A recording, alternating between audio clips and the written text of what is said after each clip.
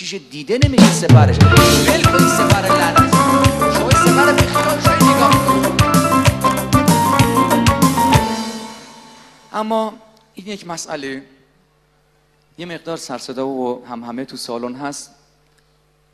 عامل اصلیش اول از همه بچه‌ها هستن و این طبیعیه.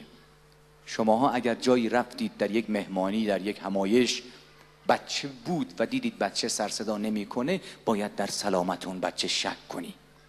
بچه باید شلوغی کنه. بزرگی میگه مردان و زنان موفق و بزرگ امروز کودکان جسور دیروزن. اما دومین عامل سرصدا در همین سالن خانم ها هستن.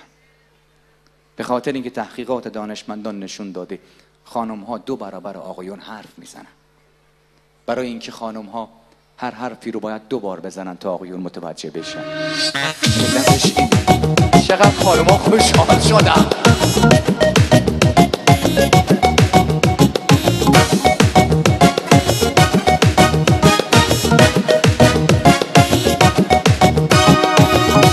جالبه، من یک مطلبی رو گفتم به نفع خانم ها خوشحال شدن، شروع کردن دست زدن. نگاه کردم لابلای جمعیت، دیدم عده‌ای از آقایونم دارن دست میزنن و این نشانه این که امشب درصد زنجلیلی در این سالن از حد مجاز بیشتره.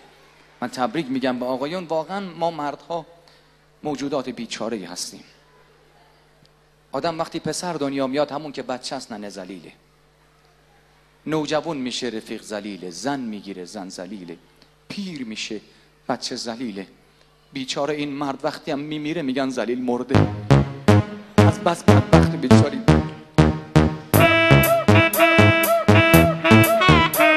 الله دست بس موقع سینیرانه سینیر از ملق دول باس خان دول باس بوی الله اسمه دست کمر دست دست بماد بیس که بنماد حالا موقعی دست وقت خون است موقع سیمین قالی خودم هم نمیفهمم چی دارم میگم.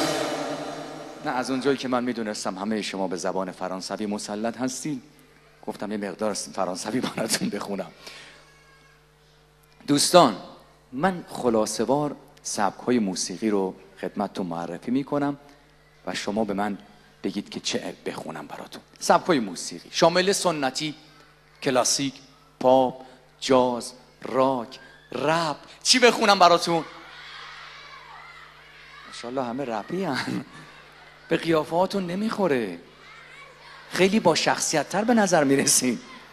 اجازه بدین انتخاب. نه ببین عزیزان، اینجور درست نیست. شما خوشتون اومده رپ آهنگای اینجوری، شما خوشتون میاد دست میزنین، بعدا شما میرین خونه هاتون منو میبرن. این مدلی که نمیشه. یه جور باشه که همه چی در تعادل باشه. من یه خط سنتی میخونم. خدا میدونه اگر در این مرحله از شما من نمره قبولی بگیرم، بعد از اون دیگه این سالن انفجر ینفجر و انفجار.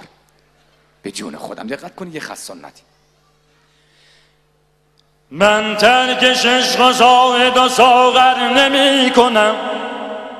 شهرام ناظری؟ بله، شوخی نیست. صدا عجیب و غریب. فقط 70 میلیون تومان هزینه اجراش. من رایگان صدا رو تقدیم میگم. هوا من ترک عشق و زاهد و ساغر نمی کنم.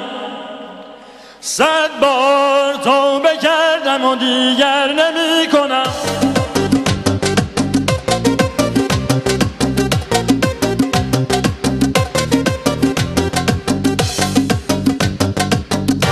همین ابتدای کار میخوام یک توصیه دوستانه به آقایون داشته باشم. 2 تا توصیه است.